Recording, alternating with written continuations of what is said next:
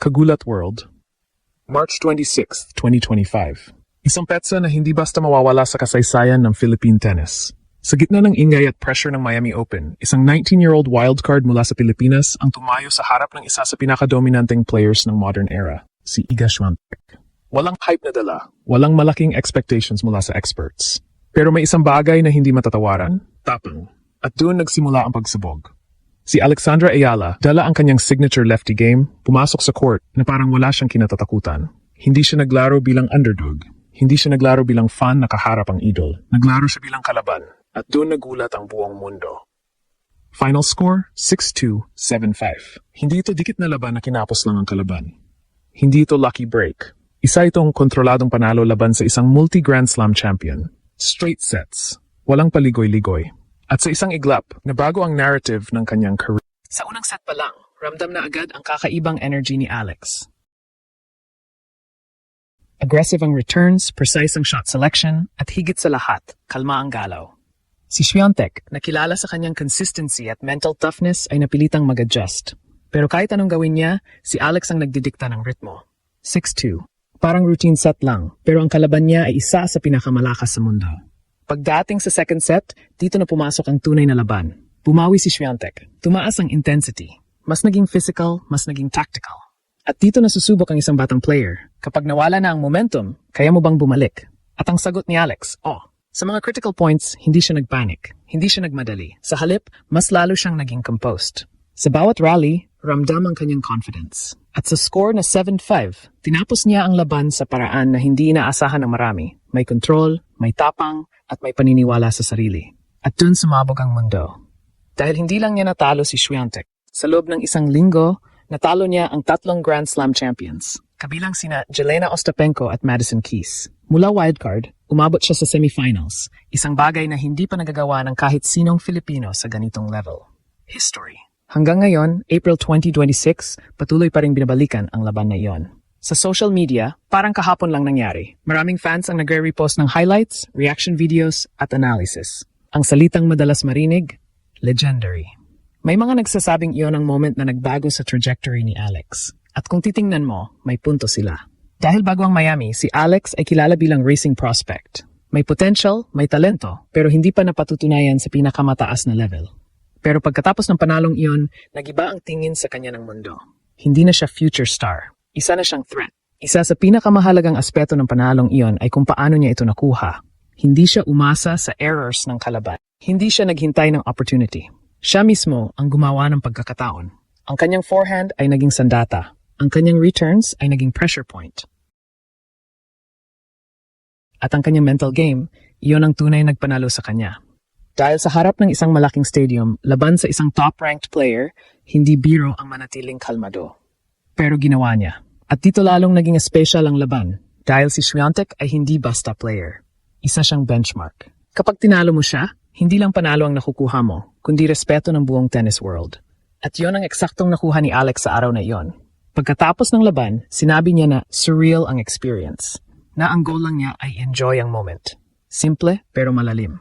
Dahil minsan, ang pinakamalalaking panalo ay nanggagaling sa mga players na hindi iniisip ang pressure, kundi ang proseso. Para sa Pilipinas, ang laban na iyon ay higit pa sa sports. Ito ay simbolo. Simbolo na kahit hindi tayo traditional powerhouse sa tennis, kaya nating makipagsabayan, kaya nating manalo, at higit sa lahat, kaya nating gumawa ng kasaysayan. Ngayon, isang taon matapos ang laban, si Alex ay patuloy pa ring umaakyat. Nasa paligid siya ng top 40 rankings. May mga ups and downs, may mga tough losses, pero dala niya ang isang bagay na hindi nawawala, belief.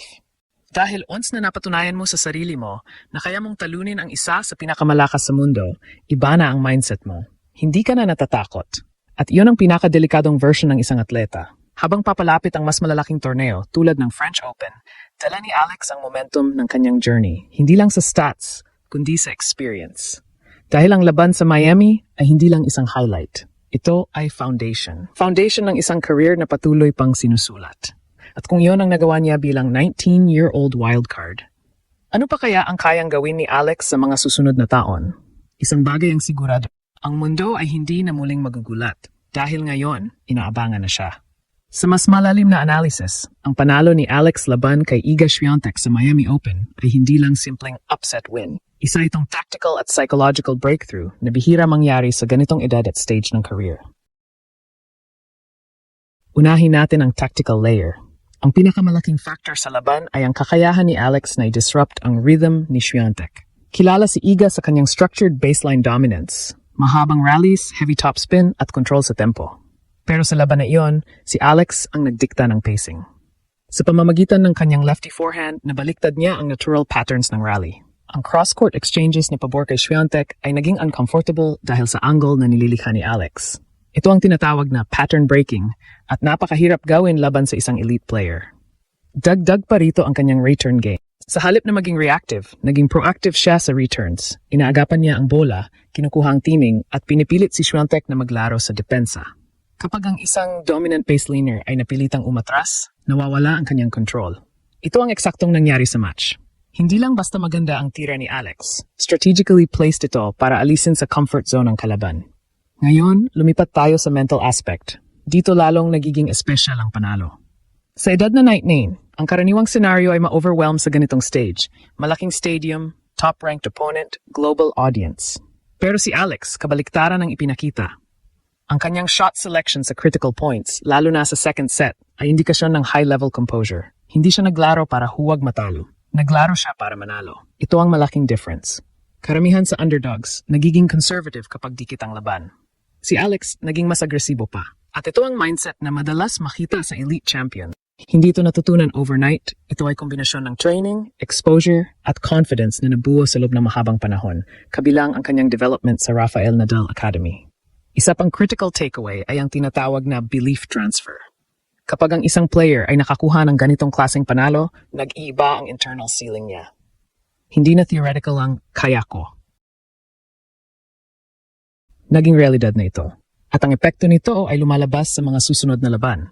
Mas confident ang shot-making, mas relaxed sa pressure situations, at mas handang sumugal sa crucial moments. Pero may kabilang side rin ito. Ang ganitong breakout win ay nagdadala rin ng expectations. Mula sa pagiging underdog, bigla kang magiging target. Mas pag-aaralan ng kalaban. Mas mataas ang standard na inaasahan sa iyo ng fans at media. At dito nasusubok ang consistency ng isang player. Kaya kahit monumental ang panalong ito, hindi ito garantiya ng tuloy-tuloy na dominance. Ito ay simula pa lang ng mas mahirap na phase. Sa kabuuan, ang laban na ito ay maituturing na proof of ceiling para kay Alex. Ipinakita niya kung ano ang kanyang pinakamataas na posibleng level kapag nagsabay ang skill, strategy at mindset. Ang susunod na hamon ay kung paano niya ito gagawing baseline. Hindi lang isang peak moment, kundi isang consistent identity sa kanyang laro. At kung magagawa niya iyon, hindi na lang siya magiging giant killer.